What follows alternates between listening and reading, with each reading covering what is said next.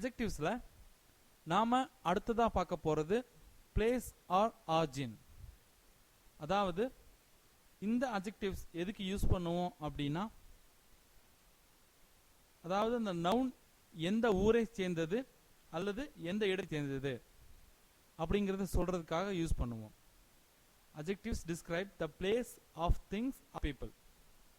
பொருட்களுடைய அல்லது மனிதர்களுடைய இடத்தை சொல்லும். அதாவது இது எந்த ஊரை சேர்ந்தது அல்லது எந்த இடத்தை சேர்ந்தது அப்படிங்கறத தெளிவா சொல்லும். இந்த எக்ஸாம்பிள் பாருங்க. Italian pizza. இந்த பீட்சா அப்படிங்கிறது நவுன். இந்த பீட்சாவை டிஸ்கிரைப் பண்ண வந்த இட்டாலியன் அப்படிங்கிற வார்த்தை அட்ஜெக்டிவ். இந்த அட்ஜெக்டிவ் இந்த பீட்சா எந்த ஊரை சேர்ந்தது அப்படிங்கறத டிஸ்கிரைப் பண்ணுது. இப்ப கார் அப்படிங்கிறது நவுன்.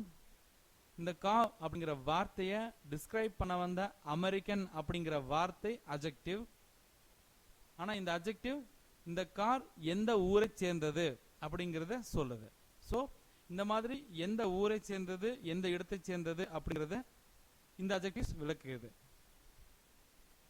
அதாவது ஒரு பொருள் அல்லது மனிதர்கள் எந்த ஊரை சேர்ந்தவர்கள் அல்லது எந்த இடத்தை சேர்ந்தவர்கள் அப்படிங்கறத சொல்லுது. சயின்டிஸ்ட். British scientist. சயின்டிஸ்ட் அப்படிங்கிற வார்த்தை நவுன். இதை டிஸ்கிரைப் பண்ண வந்த பிரிட்டிஷ் அப்படிங்கிற வார்த்தை அட்ஜெக்டிவ். இந்த அட்ஜெக்டிவ் இவர் எந்த ஊரை சேர்ந்தவர் அல்லது எந்த நாட்டை சேர்ந்தவர் அல்லது எந்த இடத்தை சேர்ந்தவர் அப்படிங்கறத டிஸ்கிரைப் பண்ணுது.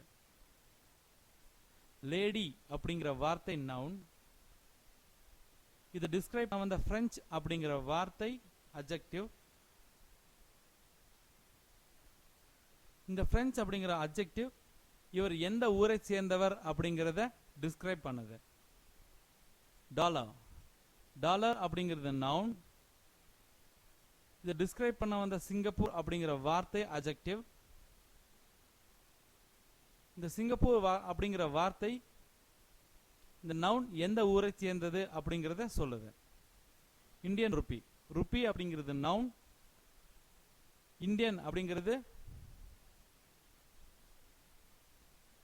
அட்ஜெக்டிவ்.